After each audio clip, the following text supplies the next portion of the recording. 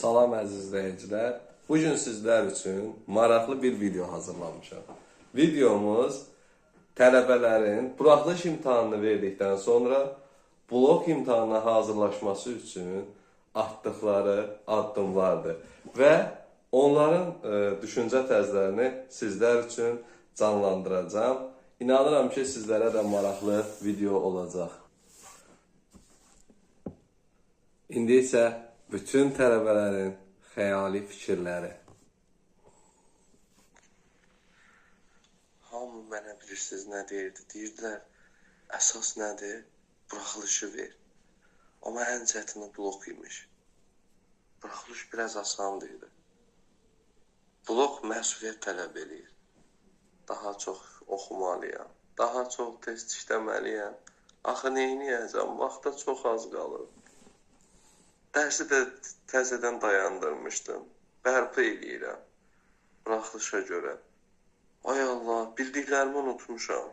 Neyniyəcəm mən? Bəli, siz tələbələr hal-hazırda bu minvalla düşünürsünüz və bu kitabları qarşınıza qoymusunuz. Məqsədimiz bütün kitabları oxumaqdır və bütün testləri işləməkdir. Amansızcasına düşmüşsünüz blok imtahanlarının üstünə və sizi qorxudan nədir? İndi o xəyali düşüncəyə baxaq. Sizi nədir qorxudan? Düşünək.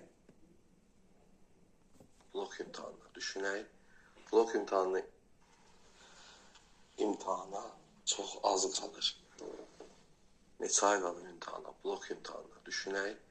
Blok imtahanını iyul ayı götürsək, qarşımda aprel, may, iyun. 3 ay. 3 aya bütün kitabları çatdırmalıyam. Təcili. Hər bir tələbənin tək niyyəti var. 3 ay ərzində bütün testləri oxumaq, yazmaq və nə etmək? Universitetə qəbul olmaq. Bunun üçün kitabları hamısını qarşımıza qoyub üzərində vaxtları düşünmək, bu sizləri narahat edə biləcək. Xəyali düşüncələrlə bunu izah eləməyə çalışıram ki, yəni artıq beynin içindəki o sizi həyəcanlandıran qüvvə, baxın, sizə qalib gəlməyə çalışır. Görürsünüz, sizin gözünüzü qorxudan nədir? Vaxtım azdır, buraxılışdan qabaq müəyyən müddət blok imtahanına hazırlaşmağa fasilə vermişdiniz və özünüzə sırf buraxılışda daha yüksək nəticə toplamaq üçün çalışmışdınız.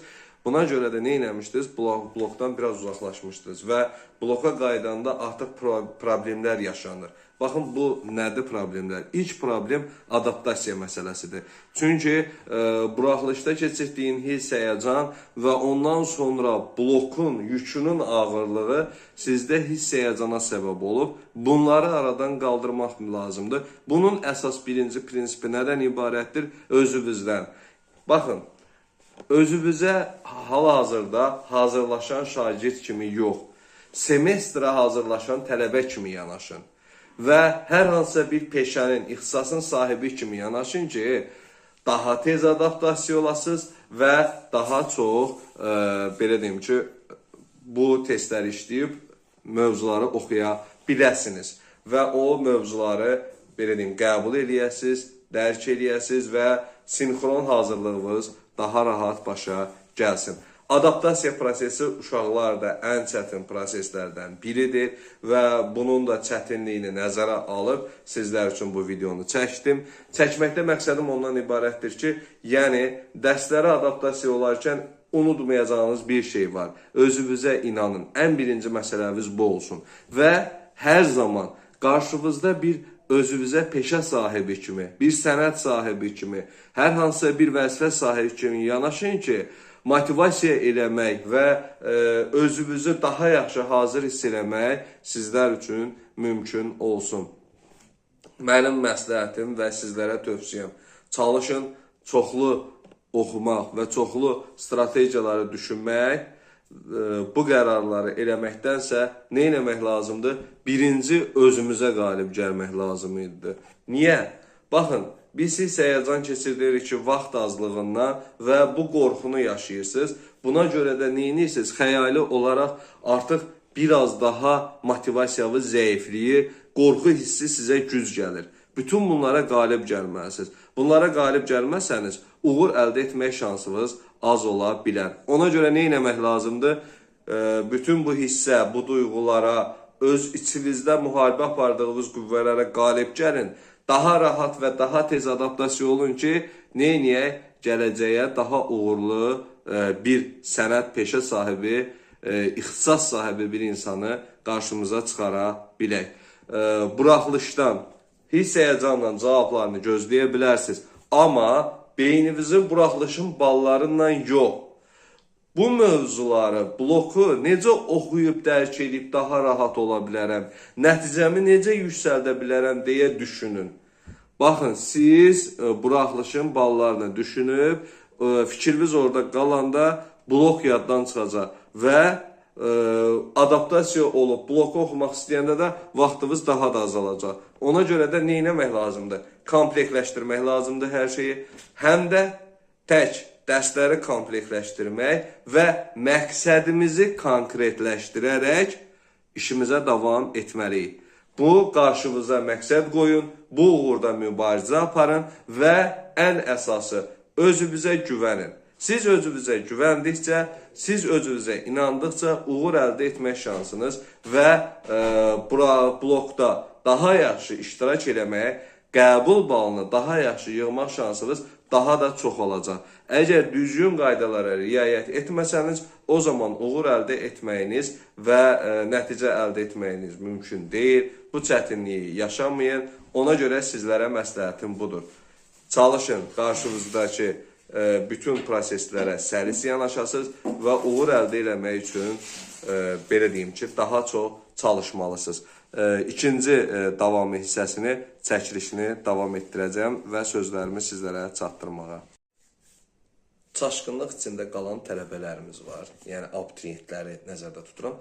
Onlara tələbə adını deyin ki, onlar özlərini artıq ən azından bir pilləni fəth elədiyini düşünsün və o, belə deyim, adın necə gözəl səsləndiyini eşidən bir şagirdə həqiqətən bu ona sevinc gətirir, onu duyğulandırır və bu duyğuları daha da hər kəsə çatdırmağa çalışır, bu sevinci yaşatmağa çalışır. Niyə? Çünki bu sevinci yaşayır. Artıq o daxilində bu sevinci yaşayır və belə bir şey deyim sizlərə, əgər bu sevinci yaşadırsınızsa, bu sevincin yanında da çalışın dəstəyinizi də əsirgəməyin və bugün hər hansısa bir şagirdin yanında qorxu yaradacaq, onu situasiya tipli vəziyyətdən çıxartmaq lazımdır. Yəni, bugün onun düşüncə tərzi ola bilər, yaxşı olmaya bilər, qorxusu ola bilər. Siz ona sadəcə dəstək durun. Hər hansısa bir şeyə, əlavə bir şey etməyə gərək yoxdur. Ona xoş sözlərlə münasibət göstərin, xoş rəftarla, xoş ünsiyyət qurun və ona əziz valideynlər, əsas da siz öz övladlarınıza hər zaman yanında olduğunuzu və ona inandığınızı biruzə verin ki, bu motivasiyadan, bu sevgidən uşaqlar daha çox belə deyim, sevinc əldə edəcək və daha çox bu uğurda, bu məşəqqətli prosesdə uğur əldə etmək üçün hər şey etməyə çalışacaq və özünüzə inanmağınız sizə kifayət edir. Siz özünüzə inananda, valideyn də sizə dəstək olanda bu artıq sizin uğurunuzdur. Niyə? Çünki artıq tələbə adının o möhtəşəm ad sizin üçün daha yaxın və daha yaxşı olacaq. Məsəl üçün, ən çox verilən suallar, belə deyim də, blok imtahanında çətin fənlər var, yanaşma tərzləri müxtəlifdir hər kəs üçün. Misal üçün, 1-2-ci qrupda riyaziyyat biraz qorxuludur uşaqlar üçün. 3-cü qrup tarix əsas prinsipial olaraq qorxu yaradır və 4-cü qrupda isə ən böyük qorxulardan biri biologiyanın olmağıdır. Və bu iki texniki, 2 humanitar fən saydım və qruplarda, humanitar fənlərdə 3-4-cü qruplar üçün ən çox qorxu nədir? Müəllim, mövzunu oxuyuram, yadımda qalmır. Mövzunu oxuyuram və ya öyrənirəm. Bunlar fərqli-fərqli proseslərdir. Amma əgər siz, məsəl üçün, bugün misal deyəcəm sizə, mövzu sizə evə tapşırıq verilib ki, 3-cü qruplar üçün tarixdən, özüm tarix müəllimiyəm, ona görə 3-cü qruplar üzərindən izah eləyəcəm və 4-cü qruplar da biologiya, yəni humanitar fən meyilli fəndir və onun qorxusu uşaqlara psixoloji təsir edir. Baxırıq, məsəl üçün, müəllim evə tapşırıq verib Azərbaycan Sasani İmperiyasının tərkibində. Uşaqlar nə edir? Açır paraqrafı, eramızdan əvvəl 2-ci əsrdə Parfiya dövlətinin zəifləməsi asılı ölkələrdə daxili canlanmaya səbəb oldu. Asılığa son qoyulma meyillər gücləndi. Parfiya asılı ölkələrin müstəqil olmasının qarşısını almaq üçün filan tədbirləri elədi. Onlar, məsəl üçün də o həmin ərazilərə, yerli hökümdarlara son qoydu və yerinə arşaki nümayəndələrini təyin elədi. Uşaqlar bunu oxuyub gedir və axıra qədər də bu şəkildə, bu minvalla həmin mövzunu 5 dəfə də, 10 dəfə də yox, 110 dəfə də oxusan, bu mövzu sənin əlbəttə ki, yadında qalmayacaq. Doğru yanaşma var. Dərsi öyrənməyə doğru yanaşma tərzi var. Baxın, oxuyanda bu şəkildə oxuyuruq. Eramızdan əvvəl 2-ci əsrdə Parfiya dövlətinin zəifləməsi asılı ölkələrdə daxili canlılaşmaya səbəb oldu və asılığa son qoymaq meyilləri gücləndi. Nə zaman ölkədə canlanma baş verdi? Eradan əvvəl 2-ci əsrdə Parfiyanın zəifləməsi ilə. Deməli, Parfiya dövlətinin zəifləməsi digər işğal etdiyi ərazilərdə canlanmaya səbəb oldu. Açıqlama artıq bu bizə neyniyir? Aşılanır ki, mövzu nədən bəhs edir. Və Parfiyanın artıq canlanmaya səbəb olmağına səbəb nə oldu? Zəifləmə, düzdür. Həmin ərazilər neynədir? Artıq onlara xərac ödəmək istəmədilər və ayrılmaq istədilər, müstəqil olmaq istədilər. İndi gəlin, həmin mövzunun, həmin yerini oxuyaq, görün izah necə möhtəşəm alınır. Eradan əvvəl 2-ci əsrdə Parfiya dövlətinin zəifləməsi ilə asılı ölkələrdə daxili canlanma baş verdi, asılığa son qoymaq meyilləri gücləndi. Həmin izahlar idi elə. Nə zaman oldu bu hadisə? Eradan əvvəl 2-ci əsrdə Parfiyanın zəifləməsi ilə. Bütün bu amillərə səbəb nə idi? O amillərə səbəb Parfiyanın artıq həmin dövrdəki gücü itirmişdi və digər dövlətlərə nəzarət edə bilmirdi. Baxın, zəifləməsi bu o deməkdir. Asılı olan ölkələrə artıq öz, belə deyək də, hakimiyyətini yaya bilmirdi, hakimiyyətini qəbul elətdirə bilmirdi, bir sıra çətinliklər və problemlər yaşanırdı və bu da həmin olan asılı ölkələrdə hansı hadisələrə səbəb oldu? Baxın, asılı ölkələr eşidir ki, Parfiya dövləti zəifləyir. Bu da həmin dövlətlərdə nəyə səbəb olur? Müstəqillik meyillərinə və bir də nəyə? Xərac verməyi dayandırmağa. Bu iki meyya artıq görsən, öyrəndiyin mövzunun içindən nəticəsi. Deməli, neynəmək lazımdır? Mütaliə edərkən də özümüzə sorğu-sual etməliyik. Mövzunu 2-3 dəfə oxuyub, diqqətlə oxuduqdan sonra mövzuya aid özümüzə suallar veririk və o sualların nəticəsində mövzunu hansı səviyyədə və necə öyrəndiyimizi görəcəyik. Baxırıq, mövzunu bu şəkildə, bax, dediyim qaydada öyrəndik, düzdür? Öyrəndikdən sonra fasilə veririk yarım saat və yarım saatdan sonra nə edirik?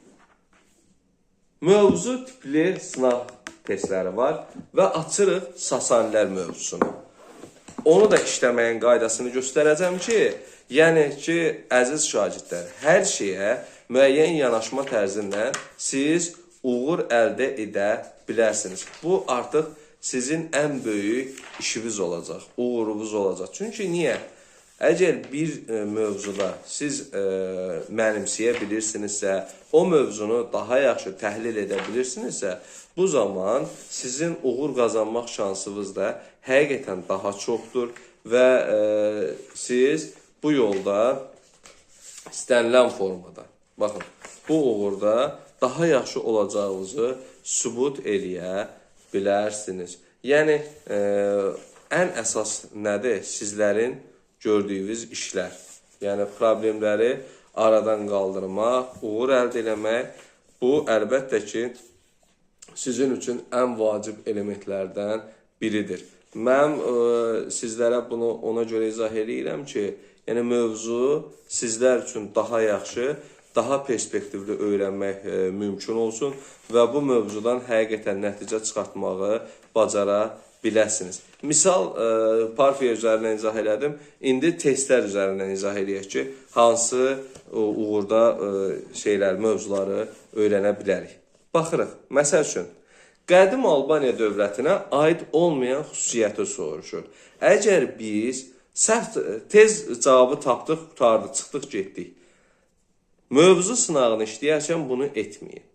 Mövzu sınağı sizlərə öyrədici sınaqdır.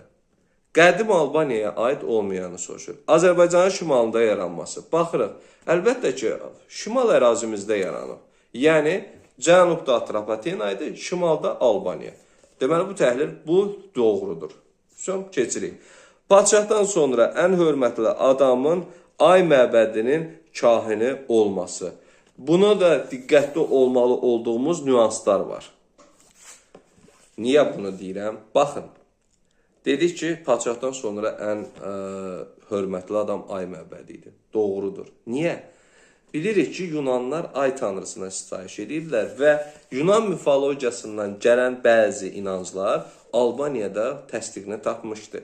Bildiyimiz kimi Atropatena zərdüştliyə, yəni atəşpərəstliyə, belə deyim də bu cür zərdüştliyə inanırdı. Amma Albanlar ay tanrısına. Bu artıq bizim digər xalqlardan da götürdüyümüz nələrinsə olduğunu göstərir. Diqqətli olaraq, əkinçilərin 4-cü təbəqəyə daxil olması bəli doğrudur. Hakim təbəqə, orta təbəqə və alt təbəqələri nəzərdə tutur və alt təbəqələr ən altı kəndlilərdir də. Amma bizə nə lazımdır? Əkinçi.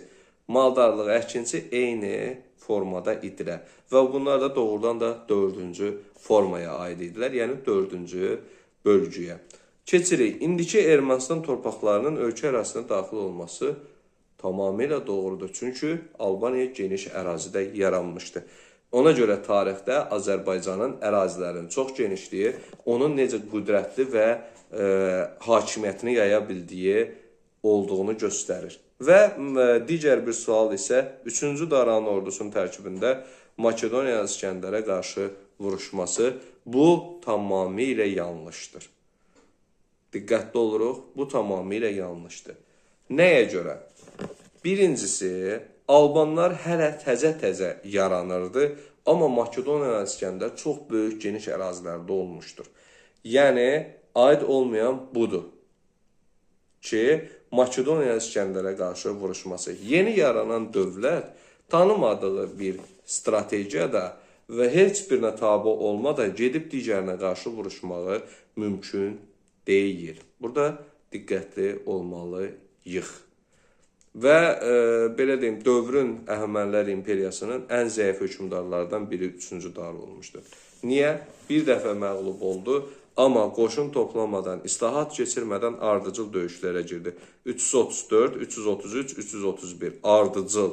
Təsəvvür eləyin ki, 3 il bu qısa müddətdə 3 dəfə böyük dövlətə qarşı müharibə aparmaq zaten elə dövlətin zəifləməsinə və həmin hakimiyyətin daha problemli olmasına gətirib çıxardır və daha tez süquta gətirib çıxardır.